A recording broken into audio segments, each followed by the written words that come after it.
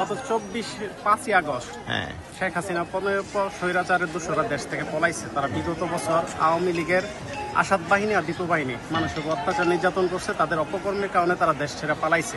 পালানোর পরে তারা দীর্ঘ 1 বছর সুসংগঠিত হয়ে আজকে ভোরবেলা ফজরের পরে আমাদের এলাকার উপর অসংখ্য মাস্তান বাহিনী এবং বারাটিয়া সন্ত্রাস বাহিনী সহ আমাদের এলাকা যারা আওয়ামী আসাদ বাহিনী আর ডিপো বাহিনী সহ আমাদের নিরহ বিএনপি কর্মীদের উপর অতর্কিত হামলা চালিয়েছে এবং অনেকেই আহত হয়েছে। এর মধ্যে আমার বাবা একজন নিরহ বিএনপির কর্মী, তার চেয়ে বেশি কিছু না। নামাজ পড়ে বেরোইছে, যতটুকু বুঝতে পারছি খুব কাছ থেকে গুলি করা হয়েছে ঠেকায় আমার বাবাকে। আমি মাননীয় প্রধান উপদেষ্টা প্রফেসর ইউনূসের কাছে এর সঠিক তদন্তের মাধ্যমে বিচার চাই এবং আওয়ামী ফেসিবাদী দূষরদেরকে যেন দৃষ্টান্তমূলক শাস্তি দেওয়া হয়।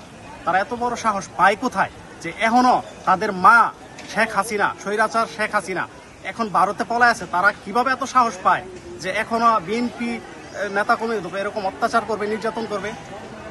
কোত্থেকে তাদের এত সাহস আসে এবং প্রশাসন এর সাথে জড়িত আছে কিনা? আমরা 999 ফোন দেওয়ার পর কেন প্রশাসন কোনো ব্যবস্থা নিল না? রাতে নামাজে পরে, ফজর নামাজে পরে ফর্সা হওয়ার পরে তারা এই ঘটনা ঘটিয়েছে।